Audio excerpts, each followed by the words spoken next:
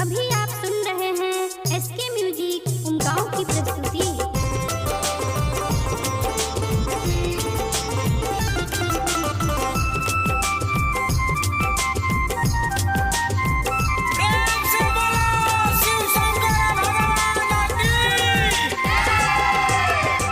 भोले शंकर हमारे खोए कहाँ, भोले शंकर हमारे खोए कहाँ। आँख अश्कों से हम भिगोए यहाँ, अपने कांवर को हम संजोए कहाँ। खार बिस्तर लगे हैं सोए कहाँ, भोले शंकर हमारे खोए कहाँ।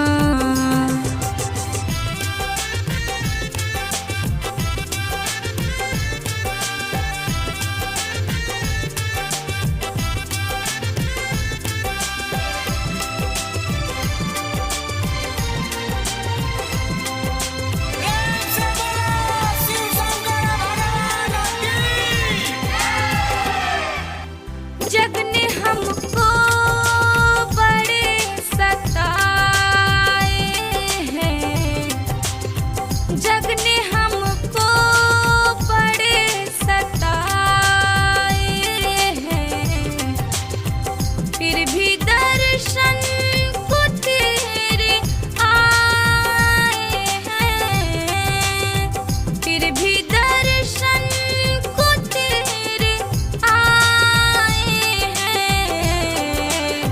गम को हर ले दिया है जो ये जहां, गम को हर ले दिया है जो ये जहां। आँख अश्कों से हम भिगोए यहाँ, आँख अश्कों से हम भिगोए यहाँ। भोले शंकर हमारे खोए कहाँ।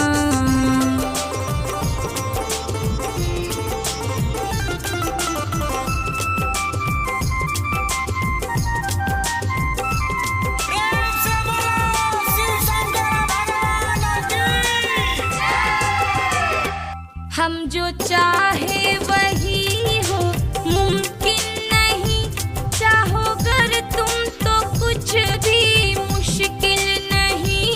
हम जो चाहे वही हो, मुमकिन नहीं चाहो गर तुम तो कुछ भी मुश्किल नहीं। लफ्जों को धुन में हम पिरोए यहाँ, लफ्जों को धुन में हम पिरोए यहाँ। आँख अश्कों से हम भिगोए यहाँ, आँख अश्कों से हम भिगोए यहाँ। भोले शंकर हमारे खोए कहाँ, भोले शंकर हमारे खोए कहाँ।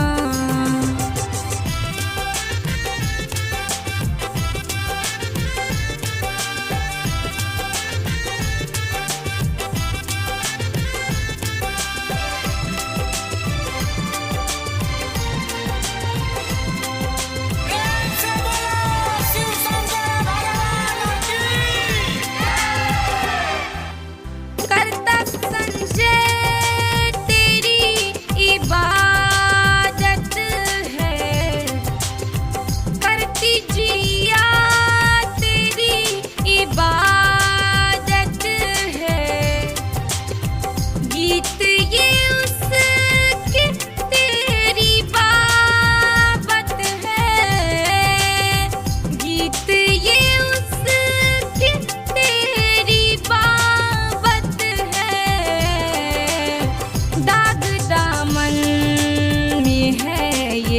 धोए